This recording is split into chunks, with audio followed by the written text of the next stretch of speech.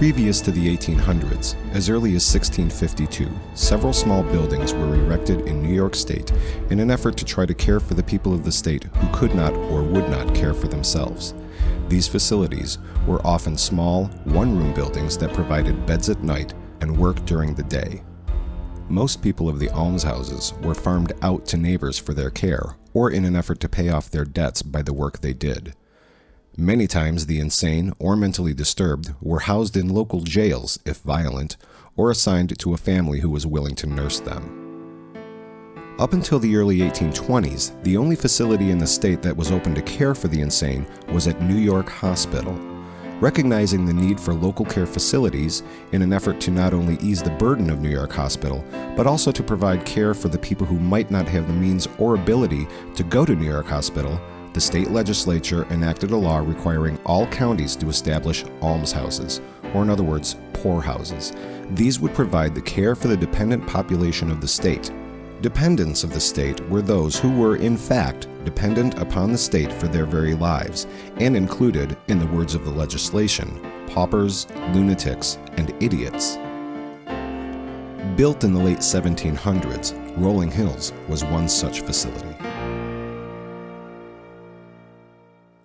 Persons applying for relief of poverty from the state, or who were committed by the state, would remain under the rule of these facilities until they were able to pay off their debt. Many times, faced with no other options, mothers, oftentimes widowed and left penniless, who found themselves at the almshouses with their children, were forced into selling their children as indentured servants in an attempt to gain their freedom from the system. Other times, orphans were auctioned off to the community rather than be taken on as unattended residents of the home. The indenture was sometimes stated to be a certain number of years and at other times listed as ending at age 21. At the end of their servitude, they were most often given a new set of clothing, a Bible, and a sum of around $50 for their years of service. There are records of the names of some of these children in the museum room of Rolling Hills. No one knows what happened to them. All that's left is the haunting list of names, printed coldly and without any measure of the pain and desperation their loved ones felt at the time of their sale. Order! And be it further enacted that no person shall be removed as pauper out of any city or town to any other city or town by any order of removal. However, the county where such a person shall become sick, infirm, and poor shall support him. And if he be in sufficient health to gain a livelihood and still become beggar or vagrant, then he should be treated as a disorderly person. Disorderly person. Disorderly person. In the same law passed in 1824, the legislature included as residents of the home to be disorderly persons, criminals, delinquents, and alcoholics. In those days, people with mild mental disorders were also classed as disorderly persons. In another attempt to provide one system of care to the needy, the same law provided that children who beg, either runaways or orphaned, could be housed in the same facility as the poor, the disorderly, or the criminally insane. Early reports of the Genesee County home were often filled with charges of overcrowding, as the unsegregated population were simply housed together. Orphans, insane, infirmed, sick, elderly, disorderly, all shared the same rooms and facilities, often with grim results.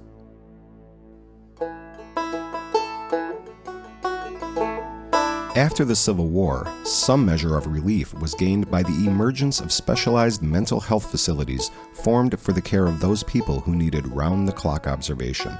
Willard Asylum opened its doors in 1869, and the state legislature was quick to mandate an export of inmates from the county homes. The remaining staff and residents continued to farm the hundreds of acres that were available at the time, and were a completely self-sufficient community for many, many years.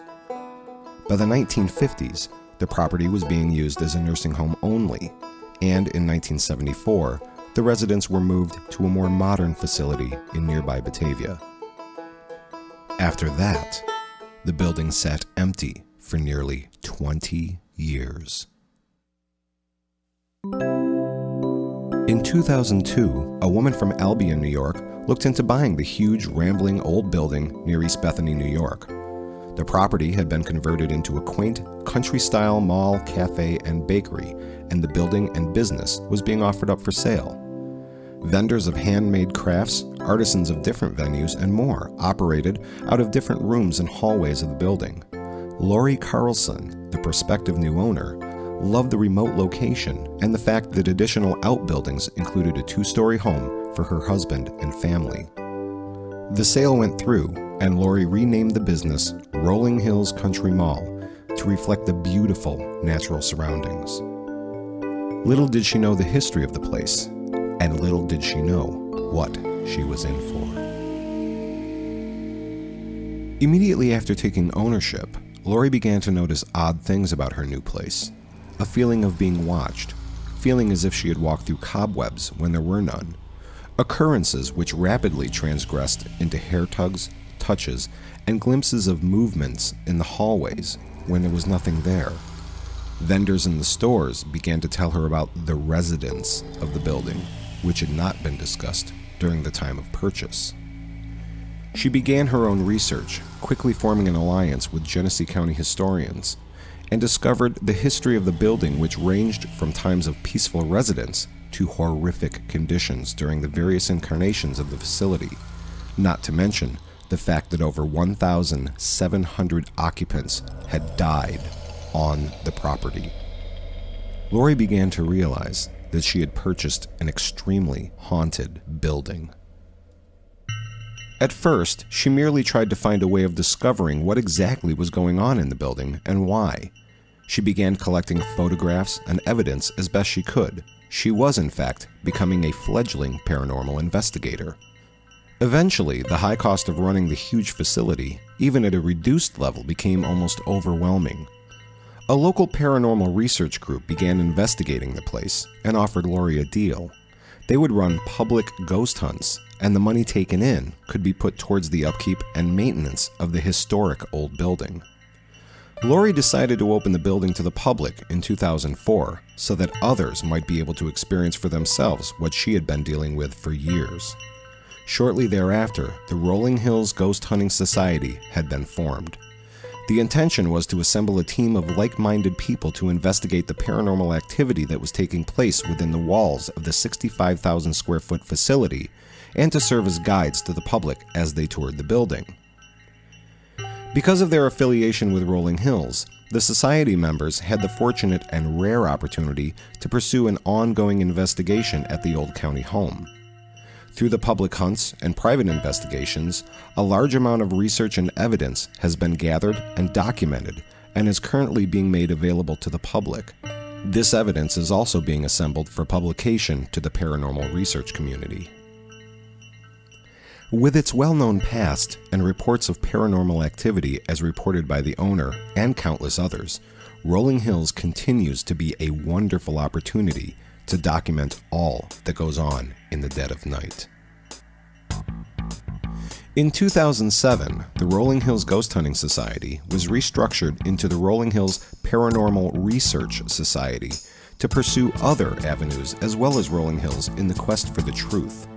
The hope is to achieve a wealth of knowledge, information, and evidence that will help other paranormal groups to prove the claims of millions of people from around the world.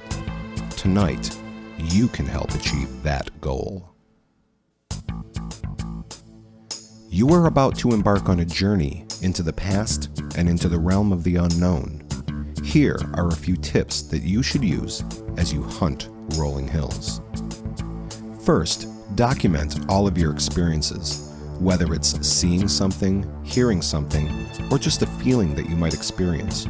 Remember, things may happen on the fringe of your senses. If you think you're imagining something, you're probably not. Second, try not to whisper, but at the same time, don't yell. Try to talk in a low but audible voice, as many times EVPs, or electronic voice phenomenon, will come across as faint voices, and therefore will be easier to discern on your recordings later. Also, when taking photographs, try to be aware of who is around you. It can sometimes be frustrating to have a flash go off in your face while sitting in a dark hallway. Also make sure that the strap of your camera is around your wrist so as to not get in the shot.